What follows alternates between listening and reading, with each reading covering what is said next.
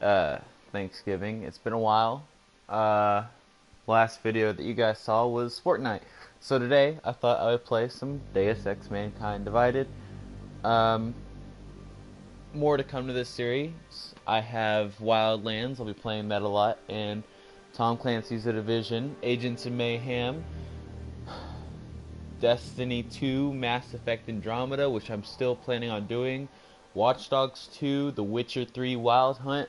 So just stay here and you'll get to see it all. This game actually just came out for PlayStation Plus users for free. And I thought I would, you know, I'd get it.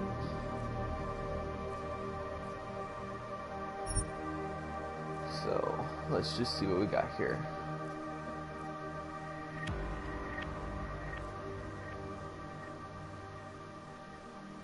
Standard.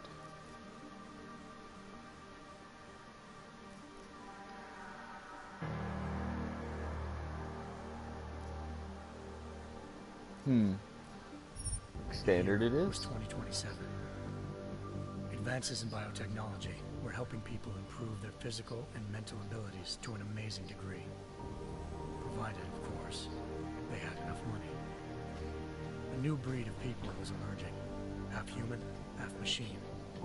And in Detroit, at least, not everyone was happy to see it. I'd just landed a job as head of security at Sarif Industries. Turn it up just a bit so I can hear it. David Sarif himself handpicked me for the job. Said he needed me to keep his people safe. My ex, Megan Reed, was one of them. Brilliant neuroscientist, Megan had found her way to make augmentation safe and affordable for everyone. All she had to do was present her research to Congress. But the night before her big meeting, my security measures failed.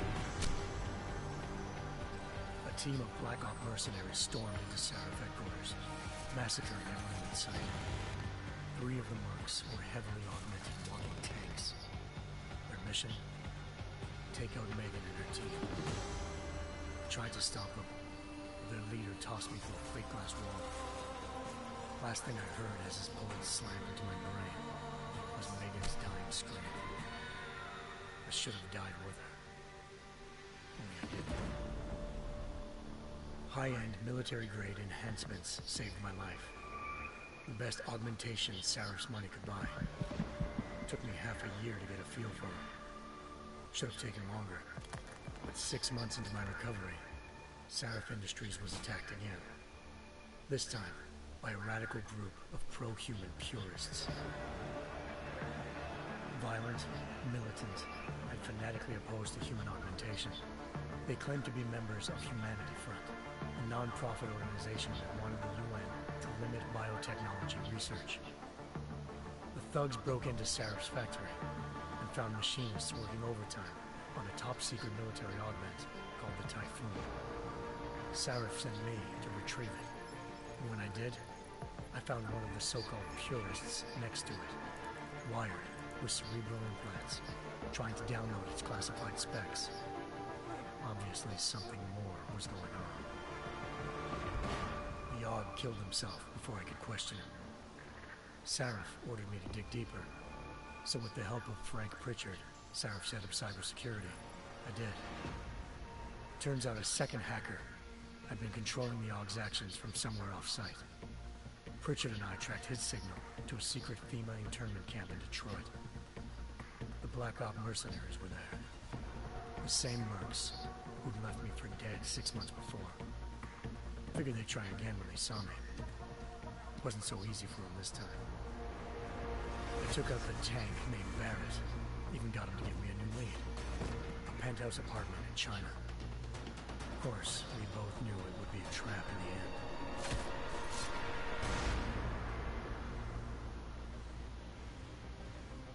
Hengsha Island, China. Home to a city so crowded, they had to build a second city on top of it. Trying to find clues in Hengsha wouldn't be easy. Lucky for me, I wasn't alone. Farida Malik, Sarif Industries' ace pilot, had lived in Hengsha before. A good person to have on your side. She knew enough about the place to get me around. Malik dropped me in the lower city, close to the penthouse Barrett had told me about. Bell Tower Associates, a private security firm under contract to the Chinese government, had agents tossing the suite when I arrived. Just not for the reason I'd been expecting. Turns out the man who lived there was a criminal hacker named Van Bruggen. The same hacker who'd been remotely controlling the AUG in Sarah's factory. Van Bruggen's panicked decision to force the man to commit suicide had been a mistake. Now his mercenary partners were gunning for him, and I needed to find him before they did. Locating Van Bruggen meant playing nice with the triads, anxious organized crime lords. They had the hacker holed up inside a low-rent capsule hotel. By the time I found him, Van Bruggen had no qualms giving up the woman who hired him. Zhao Yunru, president of the Taiyang Medical Corporation. According to Van Bruggen, Zhao wanted to monopolize the augmentation industry and had hired Black Op mercenaries to destabilize her competition. Sarif Industries was at the top of her list. To prove this, I needed to get inside TYN and grab a surveillance hologram off a server. I suspected Van Bruggen was hiding something when he told me this, but nothing could have prepared me for what I saw. Megan wasn't dead. She and her 4 best researchers had been kidnapped, spirited away somewhere while their kidnappers made it look like they were dead. Desperate to learn more, I confronted Zhao in her penthouse. She claimed to be a pawn in a bigger plan, and hinted at a group so powerful it controlled global interests at a whim. Then she slipped into a panic room and hit the alarm, forcing me to make a very quick exit. I figured Zhao was lying. Part of her confession made sense. David Sarif had been worried about his people. So worried, he'd required all of them to have subdermal locator devices surgically implanted. The GPOs would have been broadcasting the day of the attack. But Zhao sent a single call to Picus, the world's leader in global 24-hour satellite news, and turned those signals off. I needed to fly to Picus headquarters in Montreal if I wanted to learn more.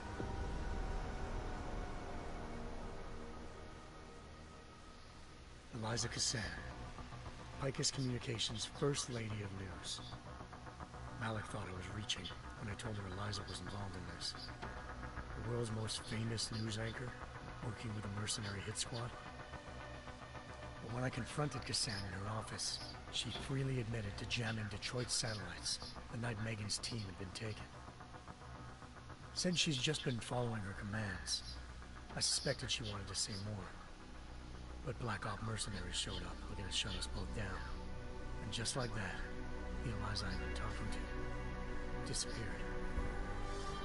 The mercs were led by an augmented killer I crossed paths with twice before. Fedorova, a woman who'd made silence her best friend. She waited for me to track Eliza's transmission to a secret server room underneath the Picus complex, then jumped me from behind. A deadly fight ensued. I made sure she never moved silently again. With Fedorova down and no one left to keep Eliza quiet, she reappeared. Turns out Picus's First Lady of News wasn't a lady at all. She was a sophisticated AI program, engineered to monitor data streams and control what people believed. Eliza told me the mercs had brought in a Humanity Front doctor named Isaiah Sandoval to remove the scientist's implanted tracking devices while Detroit's satellites were down. She also told me to speak to David Sarif if I really wanted to learn more. By the time Malik and I got back to Detroit, tensions between normal and augmented citizens had reached a flashpoint. Riots were breaking out in several cities. The UN was being urged to intervene. Sarif was trying hard to convince Hugh Dara, the inventor turned philanthropist who'd once been a leading proponent of enhancement technologies, to help stop a possible regulatory vote. Sarif had a lot riding on Dara. Megan's discovery would have given millions of people the chance to evolve beyond their normal human abilities, and at the same time catapulted Sarif Industries to the top of the Fortune 500. According to Sarif, Megan's kidnappers knew this, and didn't want people evolving unless they controlled how it was done. He called his enemies Illuminati, and urged me to keep searching. Determined to do so, I tracked down Sandoval via America's most outspoken augmentation opponent, Bill Taggart, Sandoval's boss and founder of Humanity Front. Sandoval admitted to operating on Megan's team when I confronted him, but said he hadn't removed their GPLs. He'd merely switched them to a different frequency. Pritchard was able to trace one of the signals to China. Malik and I immediately took off in pursuit. Unfortunately, the Illuminati were one step ahead.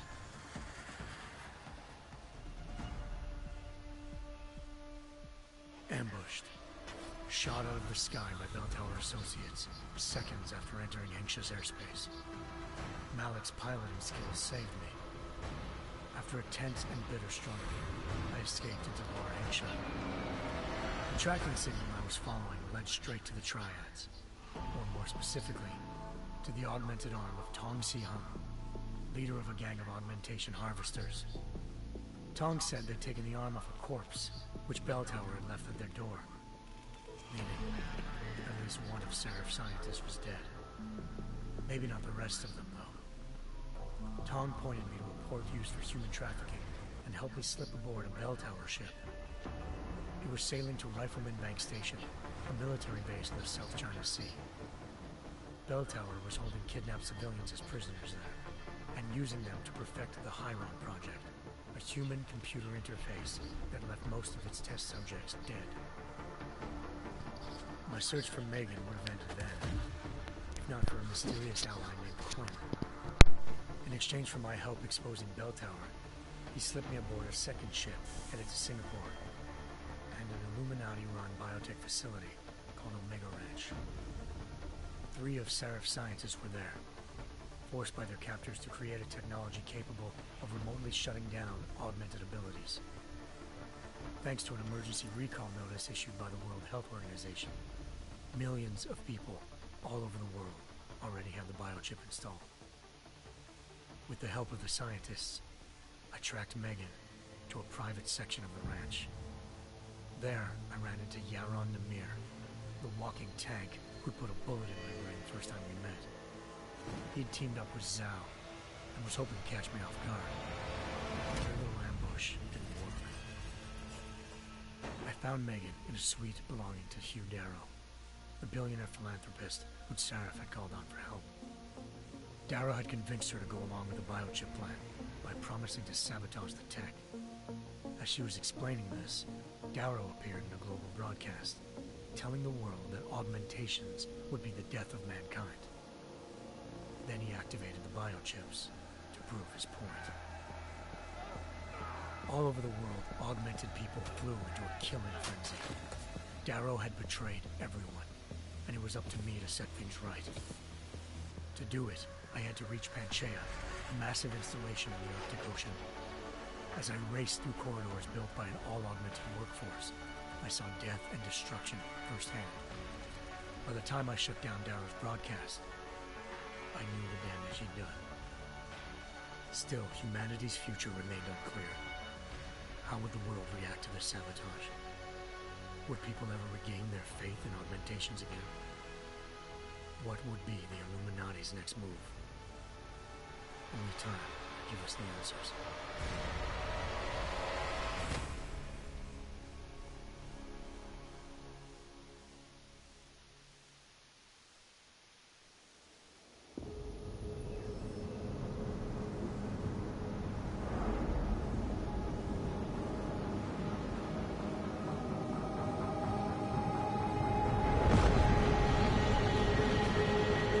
I once thought I could save the world. Now look at it.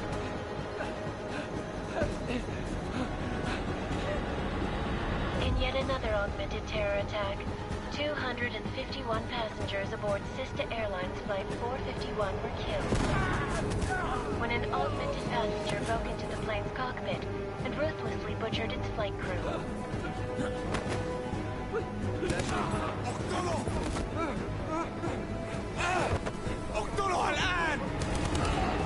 Details recovered from the black box recorder suggest that the man may have been suffering flashbacks to the AUG incident. That horrible day 2 years ago when augmented people all over the world flew into a psychotic killing spree, causing the greatest loss of life in recent history. Sometimes, you just have to let go. And embrace what you've become. Not gonna go all wonky on us now, Hansa, are you? Well, if I do, McCready, I guarantee you'll never see it coming. Agent Jensen! Am I gonna have a problem with you? No, sir. No reason to assume you would. Good, because you are the only augmented operative on this team, and I intend to make good use of you. Listen up, all of you. We've got a sandstorm barreling down our arse and we can't afford to make mistakes. We're going after this man, an arms dealer named Shepard. He's ex-Bell Tower, one of the Special Forces commanders who disappeared during the incident. And he's come out of hiding. That cannot be good. It's not. He's selling weapons and military-grade augments to terrorists. This is Aran Singh, the undercover agent who lured Shepard out of his hole. Best you see Interpol's got. For 3 years he's worked hard to get in tight with the Jinn, an Iraqi smuggling cartel that's infected the Eastern Hemisphere like a plague. Last week, our arms dealer sent a message to the Jinn, offering to sell them a shitload of black market merchandise dirt cheap. They told Singh to handle the buy. They're not gonna like it when Interpol disrupts that party. Singh's cover really that good? It is right now. We need to keep it that way. This is where the deal's going down. A half-finished high-rise hotel that's been abandoned ever since the incident. It's not a pretty picture inside. Let me guess. Most of the laborers were augmented with heavy-duty industrial rigs. So when the incident hit, and they all went schizo, things got gruesome real fast. And no one, except for some homeless junkies, have been inside the place ever since. So what's the plan, Director? Singh's meeting Shepard on the ground floor, inside the hotel's main atrium. He sent the bulk of his Jinn crew to the penthouse levels to secure a vantage point. I want McCready's team to take up positions overlooking the atrium and make the arrest. Jensen, you're going in solo from the roof. My objectives? Keep the Jinn from joining the party. As far as we can tell, only one route connects the atrium to the penthouse level, a halfway decent elevator shaft. Here. I want you to block access to it. Fine. Just cut me loose. Do you plan on relying solely on your augments for this one? I'd recommend taking a little hardware, just to be sure.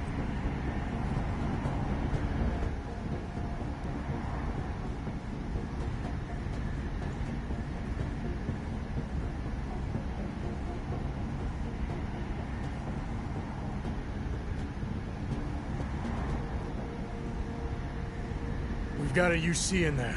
Might be easier to maintain his cover if he's not the only one still breathing when this is done. Smart thinking. Yeah, but if anything does happen to him, you'll be telling his wife. After you get out of the hospital, of course. What about range? There's lots of wide spaces and high ceilings in there, but a number of tight and constrained rooms too. So it's a crapshoot, really.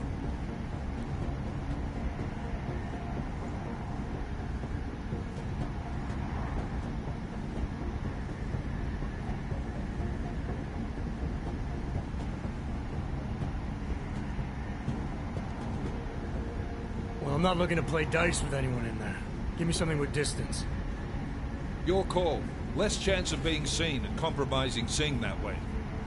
One last thing, Jensen. Singh said the Jinn are using some sort of portable Wi-Fi device to boost communications. He's got a better chance of maintaining cover if you disable it. I'll keep an eye out for it. But aren't we on the clock here? You said there's a sandstorm moving in. There is, and we got the intel on this mission at the very last minute. So we're scrambling a little. If it comes to it, your #1 priority is keeping the Jinn out of that atrium. Copy that. Time to put away your heavy thoughts, gentlemen. We're approaching the target building. You're up first, Jensen. Let's do this. Okay. Task Alright. force action. This is Knife Leader. Engage I decided to hostiles take and it descend stealthily, danger on only one because I want to see how good I can do this mission. I mean, in most games I play, I always want to like destroy everything, but I mean, you can take it stealthily, and that's what I'm gonna try and do.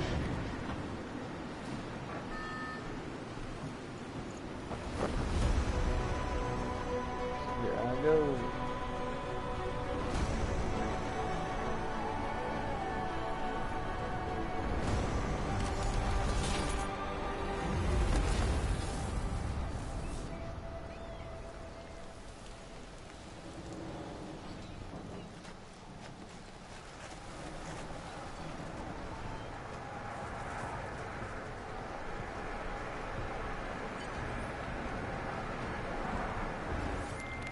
Team leader, this is Jensen. I'm on the roof. Solid copy. Move into the building. The access route you need to block is at the far end of the penthouses. And keep in mind, the direct route might not be the easiest one. Roger that. McCready will advise once his team is on the ground. Miller out. Credit chip, I'll definitely take that. I mean, I don't know what they do, but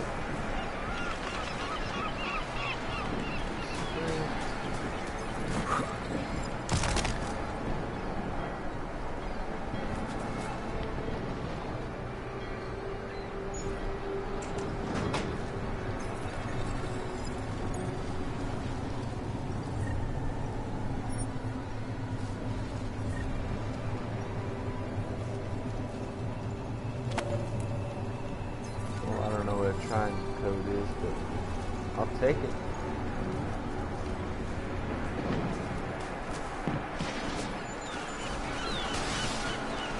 This game's a little bit, I mean, the jumping is down to gravity. Everything's a little bit toned down.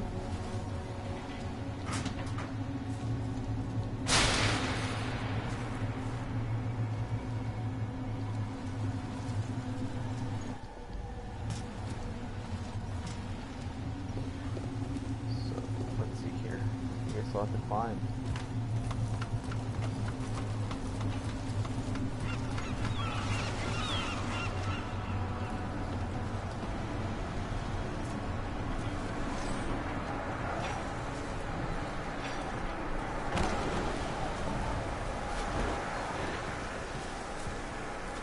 Around. Jensen, we're moving through. Oh, fuck! What's wrong? The Gen have got a few Jennies up and running. Gonna have to hack keypads. Should enjoy it, McCready. They have colors and shapes. Just remember, red means bad. Fuck you. That's fine.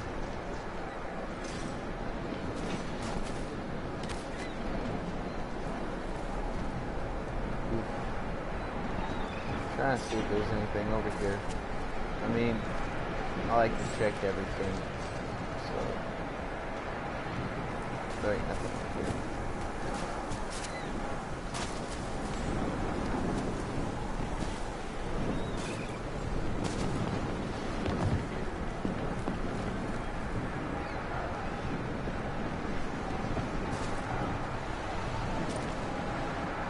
Oh, I have to hold it one second. To open, switch to augmentation.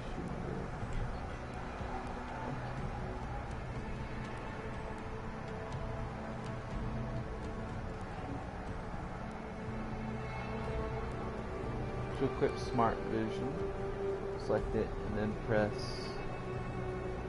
down to assign from 0 to exit.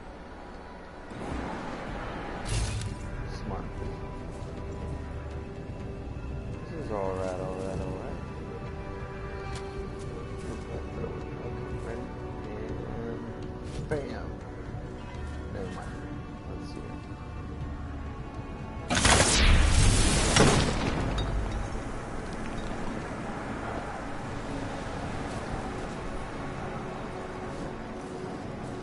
So it wants us to go to that door. But what if I check out something? Nothing. Okay.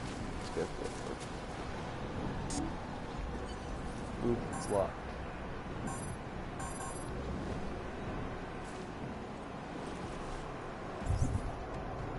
Restore power to keypad. Okay, I'm looking for something.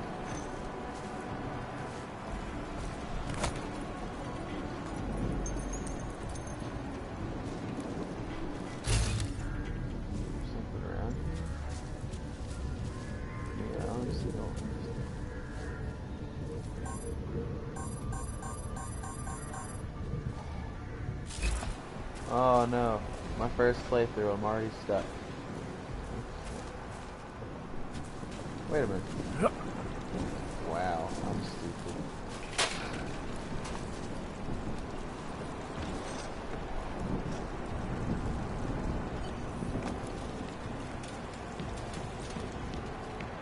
Let's see here.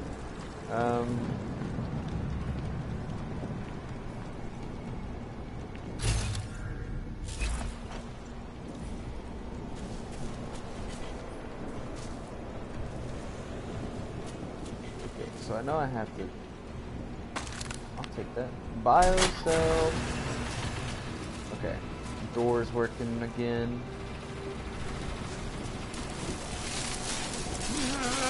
Oh, never mind, never mind, never mind.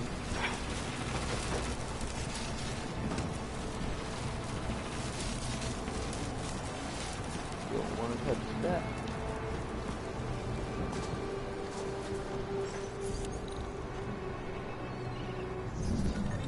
I gotta hack it? This is weird.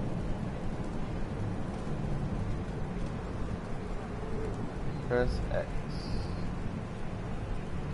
Fortify. Anomaly detected. Trace program initiated. I don't understand. What am I doing?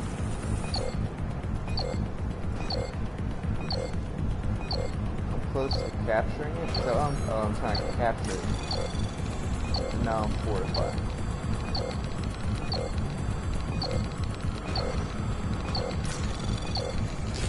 Yeah. Access granted. That was it. Wow. Wow. I was worried for a second there. Not really. Just didn't know what I was doing. Alright, let's go into the next room and tranquilize some people.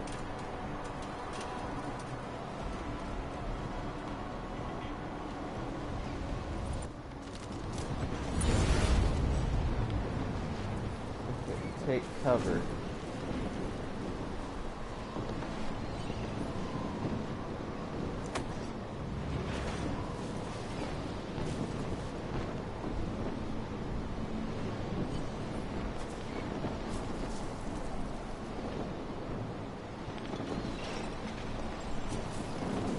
Oh, what did I just do?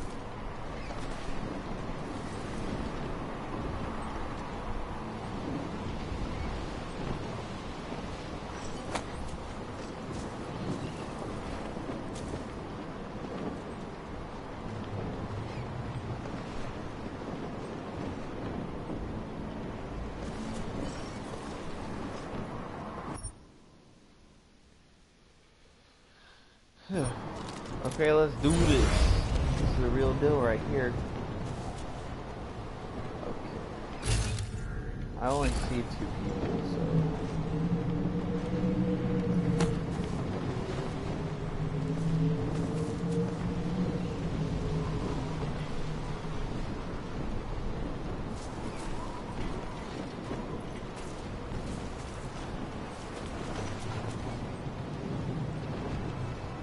So if I just shrink it, oh no, never mind. What if I sneak it back?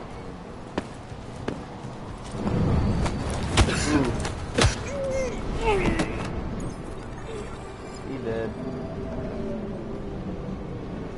Gotta drag his body away so no one sees him. Oh, great. Come here, buddy. I think someone sees me.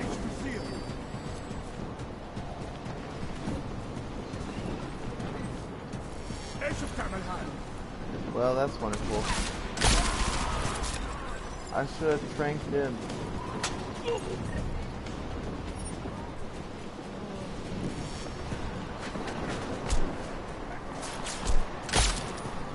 Oops. Am I out of ammo? Oh, no. Oh my gosh. Are you serious? Oh, that's great. Well,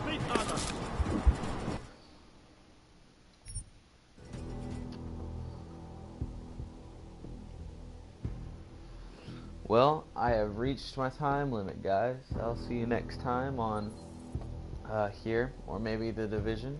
I don't know yet. So just like the video and subscribe if you're new. Thanks for watching.